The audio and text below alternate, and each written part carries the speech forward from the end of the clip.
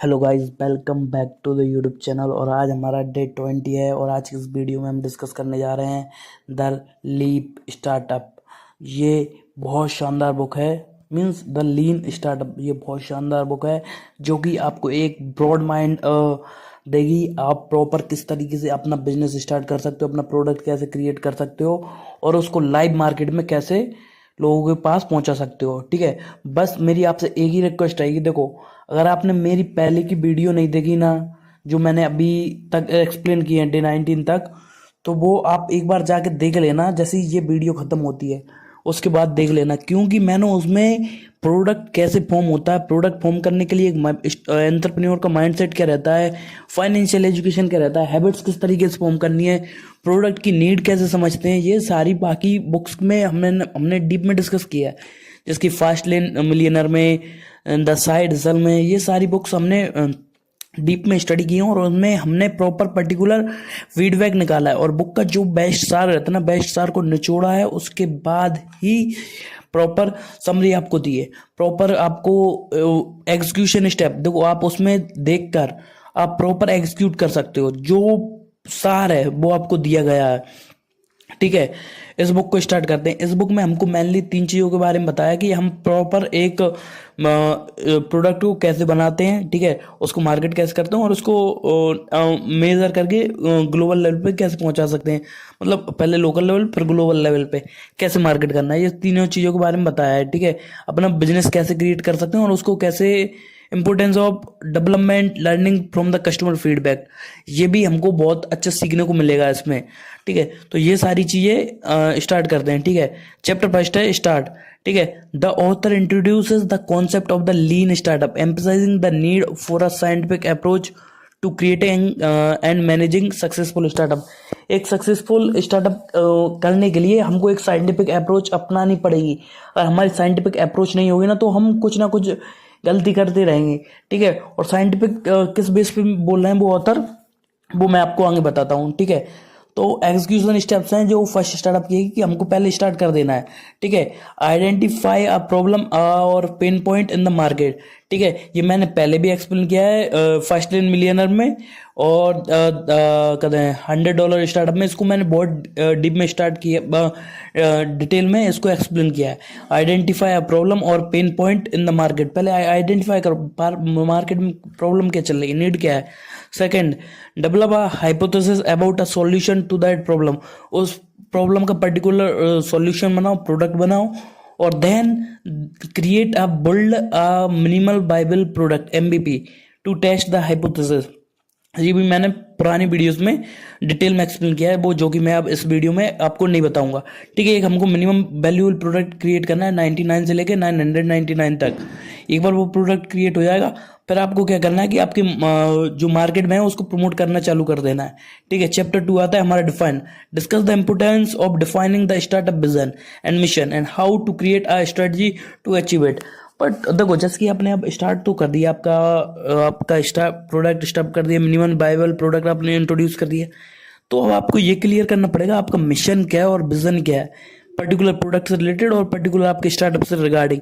क्योंकि अगर आपका मिशन और विजन नहीं होगा ना, तो आप फेल रहोगे।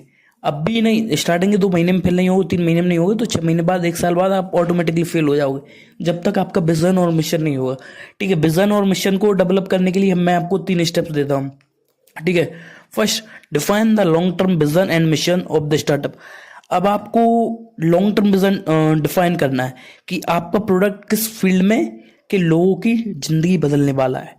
ठीक है, किस तरीके से आप लोगों की हेल्प करने वाले हो पर्टिकुलर प्रॉब्लम सॉल्व करने में।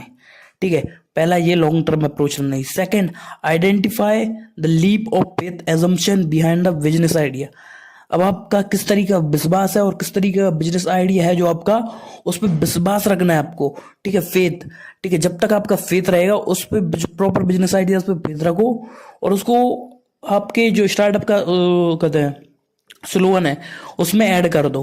ठीक है, और उसको विजुलाइज करो। ठीक है, जब तक आपको प्रोडक्ट पे विश्वास नहीं हुआ ना, तो आप आगे कैसे बढ़ोगे। ठीक है, बिजनेस आइडियाज पे अपने विश्वास रखो और फिर उसको धीरे धीरे करके आगे बढ़ाओ। ठीक है, third step, develop a testable hypothesis for each assumption. ठीक है, आपको प्रॉपर हाइपोथेसिस भी करनी है उसको आगे बढ़ाने के लिए, ठीक है। Chapter 3 learn, this is one of the most important, ठीक है। अपने जितनी बेसिक चीजें थी आपको प्रोडक्ट स्टार्ट करने की, मिनिमल बायबल प्रोडक्ट वाली, आपने प्रोडक्ट भी स्टार्ट कर दिया और आपने विजन भी आपका डेवलप कर लिया, मिशन भी डेवलप कर लिया।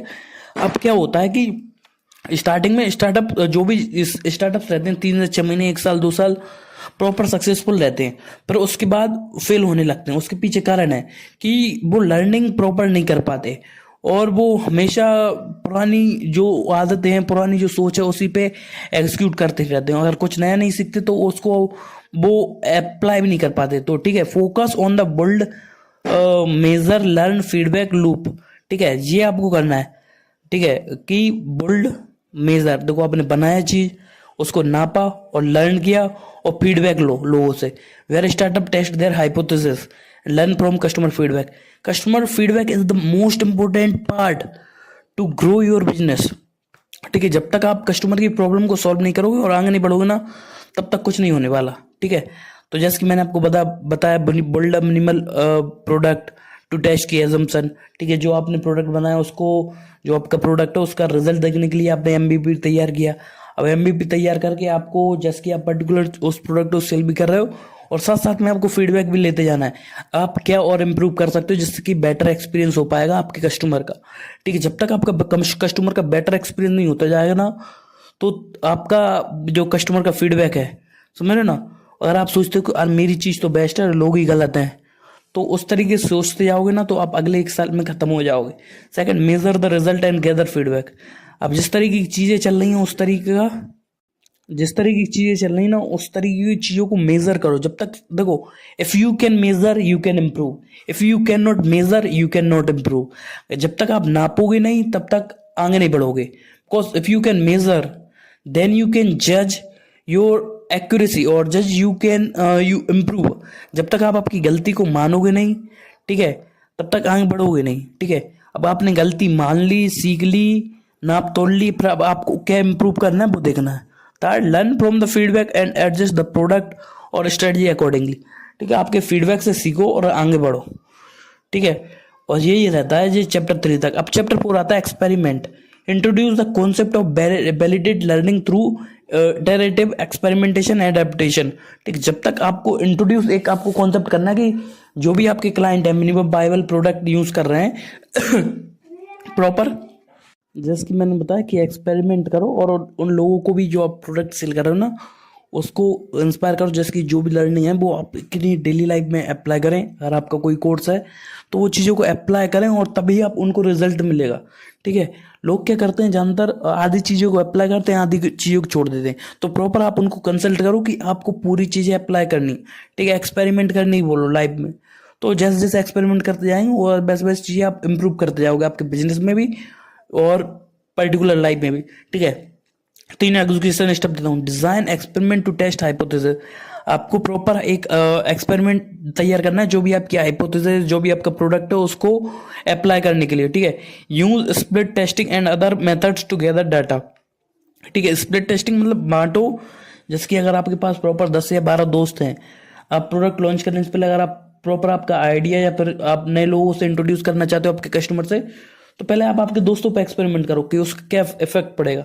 अगर सही है इफेक्ट तो फिर आप आपके कस्टमर को भी देना चालू कर सकते हो, या फिर कस्टमर पे भी आप एक्सपेरिमेंट कर सकते हो। आधे को ये एक्सपेरिमेंट करा लिया, आधे को दूसरे को बिना एक्सपेरिमेंट के, ठीक है। कोई पर्टिकुलर स्ट्रेटजी आई, कोई एल्गोरिथम आया, कोई टेक्निक आई, तो कोई टिप्स आई, तो आप उनको एक्सपेरिमेंट करके आप चीजें देख सकते हो, ठीक है। Regularly review and adapt strategies based on the experiment result.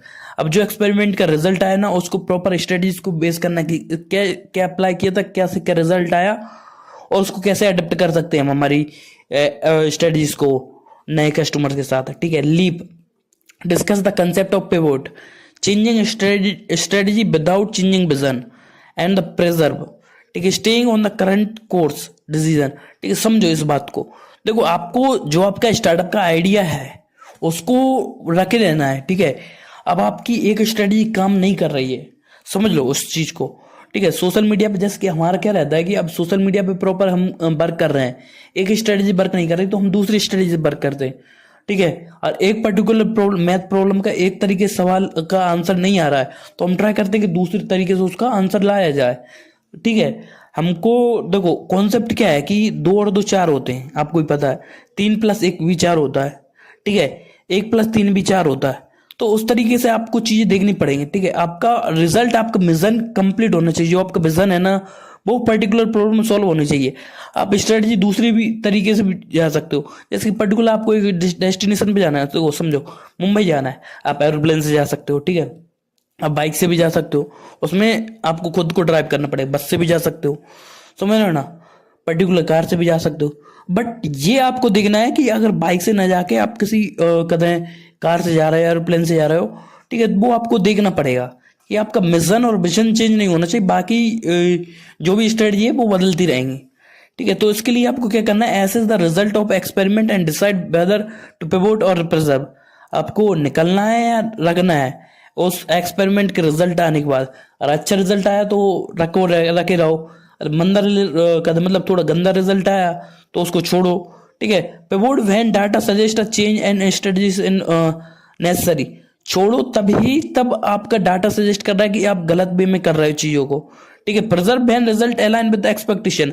अब जो आपकी एक्सपेक्टेशन है उसके रिगार्डिंग डाटा आ रहा है, उसके रिगार्डिंग रिजल्ट आ रहा है, उसके रिगार्डिंग काम हो रहा है, तो काम कीजिएगा।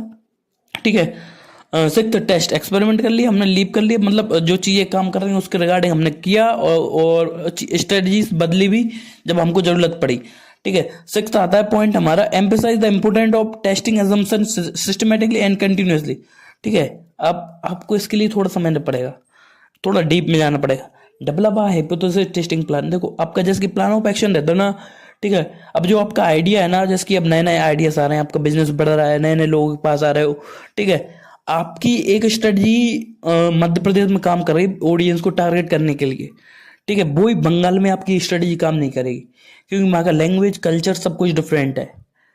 ठीक है, तो उस चीज को देखना पड़ेगा। अगर आपको एक जगह पर्टिकुलर आपका बिजनेस सफल है, तो अगर आप दूसरी जगह आप जा रहे हो ना, तो वो सारी चीज देखना पड़ेगा। ठीक है, सेकेंड थिंग कि continuously test and validate assumption. देखो चीजें सीखो, आगे बढ़ो, टेस्ट करो, आगे बढ़ो, टेस्ट करो, आगे बढ़ो, यही है। Collect and analyse data to inform decision. अब आप कोई डिसीजन ले रहे हो ना, जैसे कि कोई भी एक बड़ा एक्शन लेने रहे हो, बड़ी स्टोर खोलने वाले हो, या फिर कुछ एक्स्ट्रा करने वाले हो, ये आपको करना है। ठीक है, एनालाइज करो डाटा को, जो भी नई जगह पे खुल रहे हो, जो कोई फ्रेंचाइज खोल रहे हो या कुछ भी खोल रहे हो, या कुछ आपका प्रोडक्ट लॉन्च करने वाले हो, तो उसके रिगार्डिंग रिसर्च करो कि सही जा रहे हैं तो ही आपको करना है, और नहीं जा रहे तो छोड़ो और दूसरी location. Now the next thing is that we have to measure that things that we are doing and the result we are producing. देखो, the much more you get in measuring and the more you improve, the thing that you can measure, that you can improve easily, as I already said। ठीक है, तो ये बात मैंने आपको पहले भी किया। Discuss the significance of actionable and metrics, the three of metrics, actionable, assessable and auditable. ठीक है, आप किस चीज पे एक्शन ले सकते हो। ठीक है, एक बार आप मेजर करोगे तो किस चीज को एसेस कर सकते हो और किस चीज में आप बदलाव ला सकते हो। ठीक है, आइडेंटिफाई की मैट्रिक्स फॉर द बिजनेस, आपके बिजनेस के मैट्रिक्स क्लियर करो। ठीक है, focus on the actionable matrix that guide you in decision making, जो आपको डिसीजन मेकिंग में प्रॉपर गाइड करती है ना, उस चीज पे डिसीजन लेना चालू करो। Next is regularly measure and analyse metrics to inform studies. ठीक है, अब आपको स्टडीज जो आपकी बन रही है, आप उनमें कोई बदलाव चाहिए या नहीं चाहिए, उसके रिगार्डिंग आपको पहले काम करना पड़ेगा। ठीक है, तो उसके लिए आपको प्रॉपर मैट्रिक्स को अपडेट करना पड़ेगा। जो भी आप एक्शन ले रहे हो, जो भी स्टडीज आपको मेजर कर रहे हो, तो वो चीज़ें आपको करनी पड़ेगी। ठीक है, और नेक्स्ट आते हैं हम पिवोट और पिजर पे, हमने पहले ही बात की है। बैच पे हम बात करते हैं एक बार फिर से। ठीक है, discuss the benefit of small batches size. ठीक है, advantage of rapid continuous deployment और डेवलपमेंट। ठीक है, तो आपको बैचेस का मतलब देखो हर चीज़ का अलग अलग रहता है।